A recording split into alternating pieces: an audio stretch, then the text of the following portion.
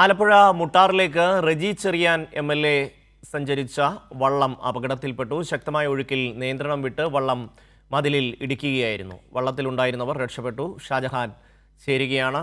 ഷാജഹാൻ, എപ്പോഴായിരുന്നു സംഭവം? വിശദാംശങ്ങൾ.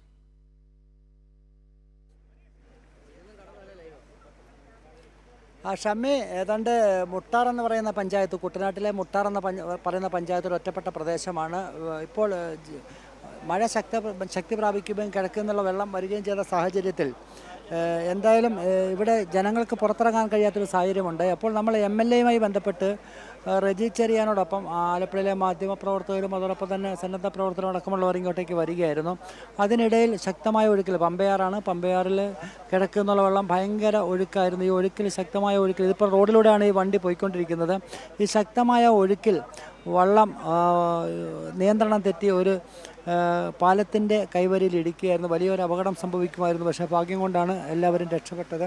അതിനുശേഷം ഇപ്പോൾ ഏതാണ്ട് 2-3 മണിക്കൂറിന് ശേഷം മറ്റൊരു ലോറി വിളിച്ച്, ഈ ലോറിയിലാണ് ഈ മാധ്യമപ്രവർത്തകരടക്കമുള്ളവർ മടങ്ങിപ്പോകുന്നത്. അതിൻ്റെ ദൃശ്യങ്ങളാണ് നമ്മളിപ്പോൾ കാണുന്നത്. കാര്യം എല്ലാവരും ഈ ലോറിക്കുള്ളിലാണ്. നമുക്ക് കാണാം ഈ വാഹനങ്ങളൊക്കെ തന്നെ ഈ മുട്ടാർ പഞ്ചായത്തിൽ ഏത് തരത്തിലാണ് വെള്ളം കയറിയിരിക്കുന്നത്. വീടുകൾ നോക്കിയാൽ നമുക്ക് കാണാൻ സാധിക്കും. വീടുകൾ പൂർണ്ണമായിട്ടും വെള്ളം കയറിയ ഒരു നിലയിലാണ്. എന്തായാലും തോട്ടപ്പള്ളി സ്പിൽവേ പ്രധാന കാരണം 2018 ശേഷം സർക്കാർ അന്ന് എന്തുകൊണ്ടാണ് ഇങ്ങനെ പ്രളയമുണ്ടാകുന്നത്, അല്ലെങ്കിൽ കുട്ടനാട്ടിൽ വെള്ളം കൂടി നിൽക്കുന്നത്, ജലനിരപ്പ് താഴാത്തൊരു സാഹചര്യം എന്തുകൊണ്ടുണ്ടാകുന്നു എന്നുള്ളൊരു പഠനം നടത്തിയതിൻ്റെ അടിസ്ഥാനത്തിലാണ് തോട്ടപ്പള്ളി സ്പിൽവേയും മന്ദകാരിനഴി വഴിയും കുട്ടനാട്ടിലെ ജലം കടലിലേക്ക് ഒഴുകിപ്പോകണം. അതിന് തോട്ടപ്പള്ളി സ്പിൽവേയുടെ ഏതാണ്ട് 300 മീറ്റർ പൂർണ്ണമായിട്ടും തുറന്നു കൊടുത്താൽ മാത്രമേ അങ്ങനെ വെള്ളം കടലിലേക്ക് ഒഴുകിപ്പോകുകയുള്ളൂ. പക്ഷേ നമ്മൾ ഇന്ന് രാവിലെ പരിശോധിച്ചപ്പോൾ ഏതാണ്ട് 70 മീറ്റർ മാത്രമാണ് തുറന്നിരിക്കുന്നത്. ബാക്കി 240 മീറ്റർ തുറന്നിട്ടില്ല. അവിടെ മണൽ കട്ടിക്കിടക്കുകയാണ്.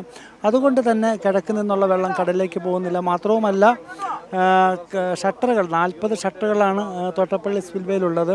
ഈ ഷട്ടറുകൾ പൂർണ്ണമായിട്ടും കിടക്കുന്നുള്ള മാലിന്യങ്ങൾ അടിഞ്ഞുകൂടി ഒഴുക്ക് തടസ്സപ്പെട്ട് കിടക്കുന്നു. അങ്ങനെ പൂർണ്ണമായിട്ടും എങ്ങനെയാണ് ഒരു സർക്കാരിൻ്റെ കെടുകാര്യസ്ഥത എന്ന് വ്യക്തമാക്കുന്ന തരത്തിലാണ് നമുക്ക് ദൃശ്യങ്ങളിലൂടെ അവിടെ കാണാൻ സാധിച്ചത്. അതുകൊണ്ട് തന്നെയാണ് ഇപ്പോൾ ഈ കുട്ടനാട്ടിൽ, നമുക്കറിയാം കഴിഞ്ഞ 2018 ശേഷം കുട്ടനാട്ടിൽ ഇത്തരത്തിൽ വെള്ളം ഉയർന്നൊരു സാഹചര്യം ഉണ്ടായിട്ടില്ല.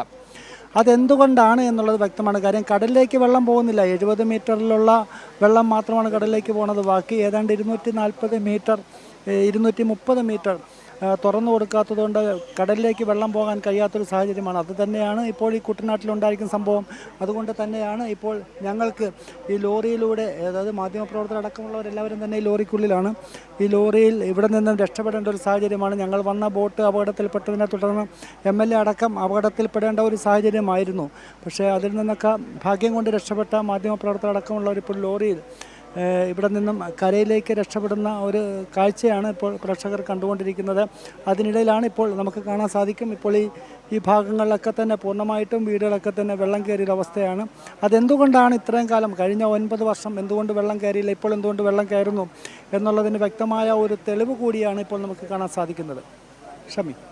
തീർച്ചയായും ഷാജഹാൻ, കുട്ടനാട്ടിലെ ഏറ്റവും താഴ്ന്ന പ്രദേശമാണ് മുട്ടാർ. അവിടെ പൂർണ്ണമായും വെള്ളത്തിൽ മുങ്ങുന്ന അവസ്ഥയാണ്. 2 നില കെട്ടിടങ്ങളടക്കം അതിൻ്റെ ഏതാണ്ട് 1 നില വരെ വെള്ളം കയറിയിരിക്കുന്നു. ഷാജഹാനാണ് വിശദാംശങ്ങൾ നൽകിയത്.